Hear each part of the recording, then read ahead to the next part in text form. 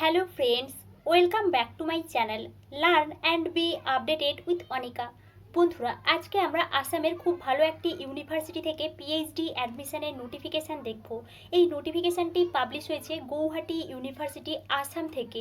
কোন কোন ডিপার্টমেন্ট থেকে পিএইচডিতে অ্যাডমিশান নেওয়া হবে, ফর্ম ফিল আপের লাস্ট ডেট কবে, অ্যাপ্লিকেশান ফি কত লাগছে, এছাড়াও এই সংক্রান্ত কিছু ইম্পর্ট্যান্ট ইনফরমেশান আমরা এই ভিডিও থেকে জানব। তাই আপনারা এই ভিডিওটি শেষ পর্যন্ত দেখতে থাকুন এবং যারা এই চ্যানেলে প্রথম তারা এই চ্যানেলটি সাবস্ক্রাইব করে পাশে থাকা অল বেল আইকনটি প্রেস করবেন, যাতে আপনাদের কাছে এই সংক্রান্ত সমস্ত রকমের নোটিফিকেশান আসতে পারে। এখন আমরা সরাসরি পিএইচডি অ্যাডমিশনের নোটিফিকেশানে চলে যাচ্ছি। Instructions of GURET 2024-25।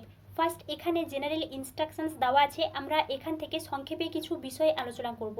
Guwahati university থেকে পিএইচডিতে অ্যাডমিশন নেওয়া হবে। আপনারা যারা ইন্টারেস্টেড আছেন তাদেরকে এখানে অ্যাপ্লিকেশন করার জন্য ইনভাইট করা হয়েছে।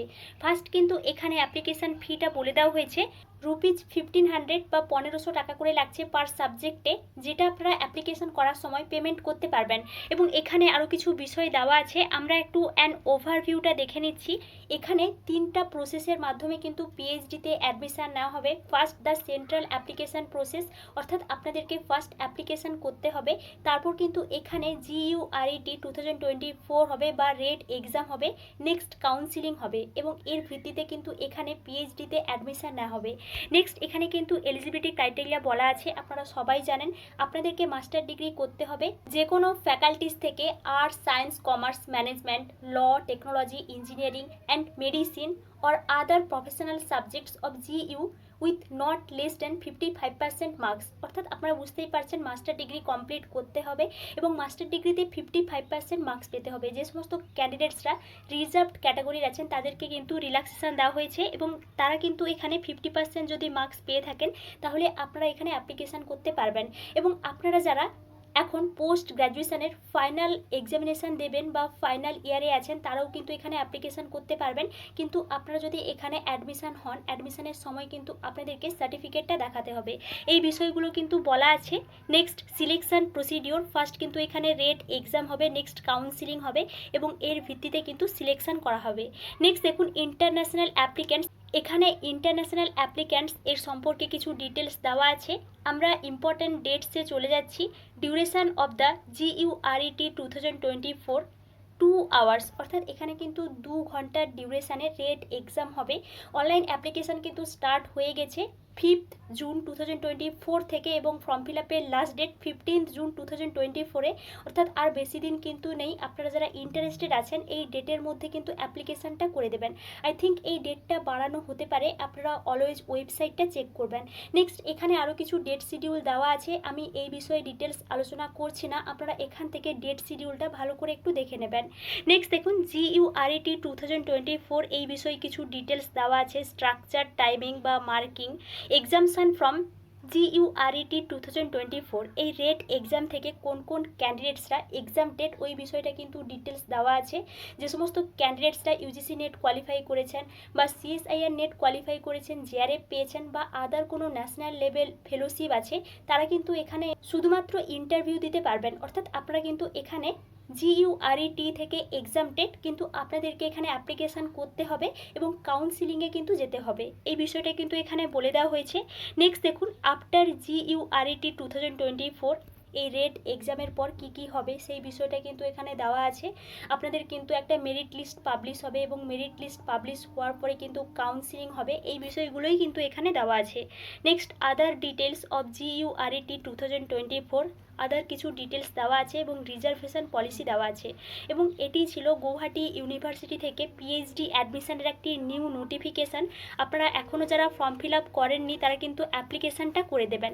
এবার আমরা সিট ভ্যাকেন্সিতে চলে যাচ্ছি, কোন কোন সাবজেক্টে পিএইচডিতে অ্যাডমিশান নেওয়া হবে এবং প্রত্যেকটা সাবজেক্টে কতগুলো সিট আছে ওই বিষয়টা একটু দেখে নিচ্ছি। আমরা সিট ম্যাট্রিক্সের একটি নোটিফিকেশানে চলে এসেছি।